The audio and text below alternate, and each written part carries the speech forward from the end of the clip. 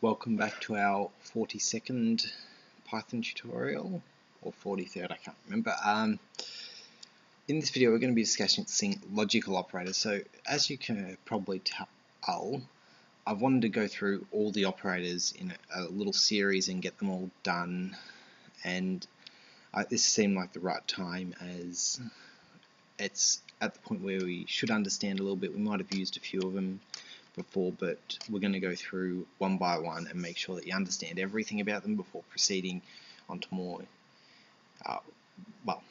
items that are more relevant to programming and more useful in this stage of programming. I think I'm rambling on a little bit because I got a bit stumped. So anyway, there's three of these. Now there's the AND, the OR, and I'm not going to write and the not, and not. So here we go, I've got three of them, and or not. So the AND value we're going to discuss first. Firstly, what I want you to do is I want you to create I'll create one of those little ternary operators that we've got. I want hello, again this is pretty much the same as before, and goodbye, and close that. And now we need the expression.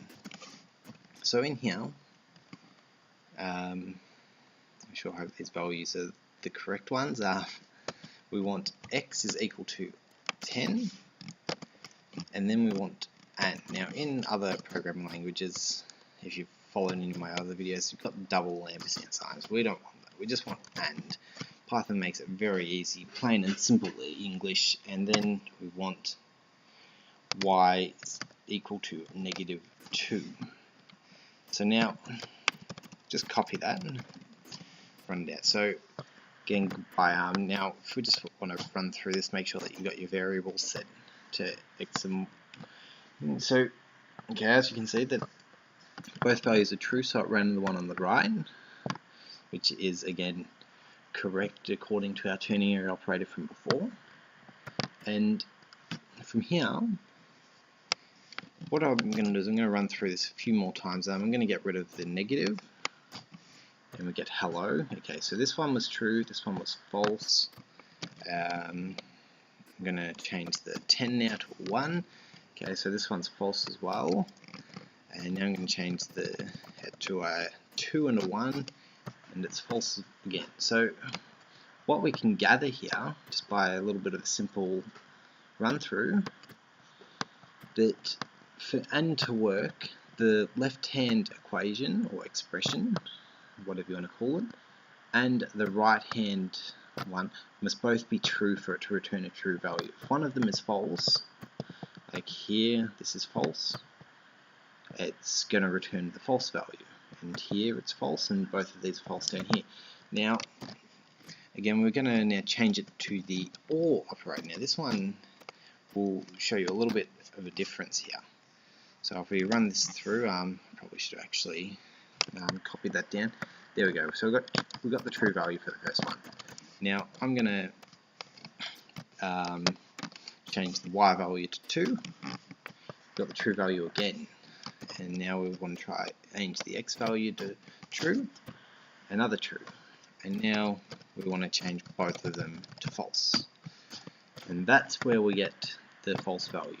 So for the OR value, as long as one side of it is one side of the OR is true, we'll return true. But when the second that both of them are false, we get a false. So this is useful if we're comparing a couple of variables and we only want one of them to be. We'll be okay if only one of them's correct. But if we need both of them to be correct, we need to use the AND expression. So the last thing we're going to do, and this is going to be pretty easy, we're going to do the not. So here we go, we've got x equals 10, but we want to put the not in front of it. Now, when we hit enter, we get the false value because, sorry about that, x is not equal to 10. Well, x is equal to 10, so when we say x is not 10, then we've got an issue. But when we say x is 1, and then put the not in there, we get the true value. And I'm sorry this is taking so long, but there's two more things that we can do here, really. We can do this expression just another way, but it's really up to you, see what works for you. We can also add that x is not equal 10. So this might be easier for you in certain cases, otherwise the not keyword might be useful in other circumstances. For me, what I could see is that for this part, for this little expression here, we could use it pretty well for a bit of a larger equation over this. But for a simple equation like this, x is equal to 10, a simple not equal to 10 is pretty useful as well.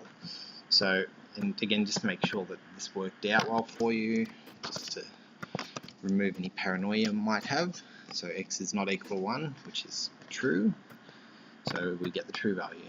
Anyway, thanks for watching. I know this video carried on a little bit. In the next video we'll be covering bitwise operators, and I'll see you all then.